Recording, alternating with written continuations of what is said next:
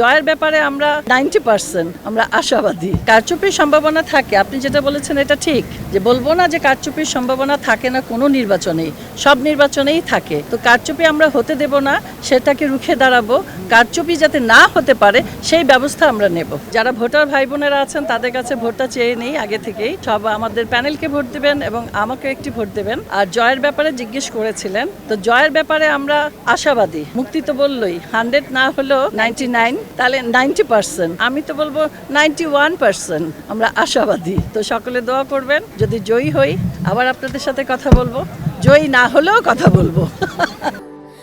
Sandalina so, রূপচর্চায় আভিজাত্য।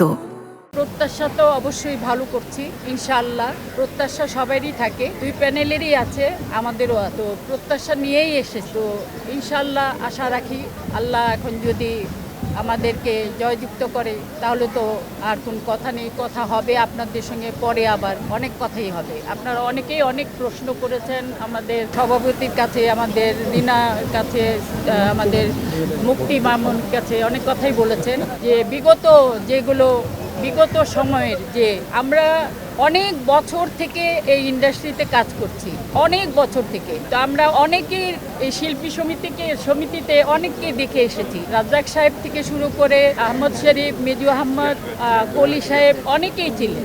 এখন যুগ পাল্টিয়েছে, আমার মনে হয় সবার একটু ধারণাও পাল্টিয়েছে, এক একজনের মনে এক একটা। আপনারা বলবেন যে আপনারা যে জিতলে কি করবেন না করবেন। ভাই একটা কথা বলি, আগেই তো বলা যায় না জিতলে কি করব না করব।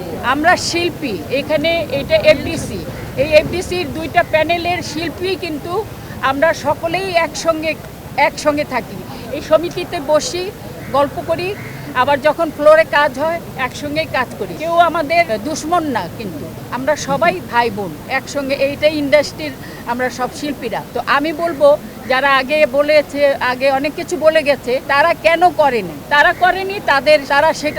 তাদেরকে জিজ্ঞেস করেননি কেন? তারা যখন ছিল তখন তাদেরকে কেন আপনারা জিজ্ঞেস করেননি, আপনারা এটা কেন করেননি, এটা করব ওইটা করব কেন করেননি?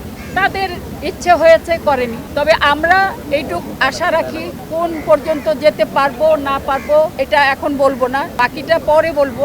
আল্লাহ যদি আমাদের উপর সহায় থাকে, ইনশাল্লাহ আমাদের এই প্যানেল যদি সবাই আমাদের প্যানেলের জয়যুক্ত হয়, বাকি সামনে আপনাদের সামনে কথা দিলাম, আমরা কে কি করব, কাদের জন্য করব, এই ইন্ডাস্ট্রিকে আবার আমরা যেন আলোময় করতে পারি সেটা চেষ্টা করব। আরেকটা কথা বলছি, যে আপনারা হয়তো বলছেন আমরা সিনিয়র আর্টিস্টরা আমরা কিন্তু অনেক দূরে চলে গেছি, আমাদেরকে আজকে মুক্তি কাছে এনেছে, আরমান কাছে এনেছে। আমাদেরকে যদি আপনারা দূরে ফেলে দেন, তাহলে সামনে যারা আসছে নতুন শিল্পীরা, নতুন যারা জেনারেশন আসবে, তাদেরকে শিক্ষা দিবে কে? কারা শিক্ষা দিবে? জি, কারচুপির সম্ভাবনা থাকে, আপনি যেটা বলেছেন এটা ঠিক, যে বলবো না যে কারচুপির সম্ভাবনা থাকে না কোনো নির্বাচনেই, সব নির্বাচনেই থাকে। তো কারচুপি আমরা হতে দেব না, সেটাকে রুখে দাঁড়াবো। কারচুপি যাতে না হতে পারে সেই ব্যবস্থা আমরা নেব।